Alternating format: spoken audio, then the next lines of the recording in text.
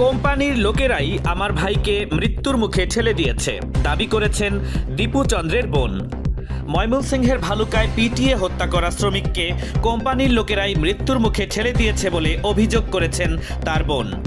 নিহত দীপু চন্দ্রের বোন চম্পা দাস বলেন, উৎপাদন বৃদ্ধি নিয়ে শ্রমিক এবং মালিকদের সঙ্গে তার বিরোধ থাকার কথা শুনেছি। সেই কারণেই হয়তো তাকে মিথ্যা অপবাদ দিয়ে নির্মমভাবে হত্যা করা হয়েছে। শুক্রবার বিলাপ করতে করতে তিনি বলেন, আমার ভাই বিএ পাস, সে বাটন ফোন ব্যবহার করে, ধর্ম নিয়ে তার যথেষ্ট জ্ঞান রয়েছে, নবীকে নিয়ে কটূক্তি করার মতো লোক সে নয়। তিনি আরও বলেন, কোম্পানির লোকজন ভাইকে জনতার হাতে তুলে না দিয়ে পুলিশের কাছে দিতে পারত, তাহলে তার এই নির্মম মৃত্যু হতো না। নিহতের বাবা রবিচন্দ্র দাস বলেন, পরিবারের একমাত্র উপার্জনক্ষম ছিল দীপু, তাকে এভাবে মারা হবে কোনোদিনও ভাবতে পারিনি। তিনি আরও বলেন, আমার ছেলের কী দোষ ছিল বলুন? ধর্ম নিয়ে কটূক্তি করলে দেশে তো আইন ছিল, সেই আইনে তার বিচার হতে পারত। আমরা গরিব, তাই ছেলের জীবন রক্ষা করতে পারিনি।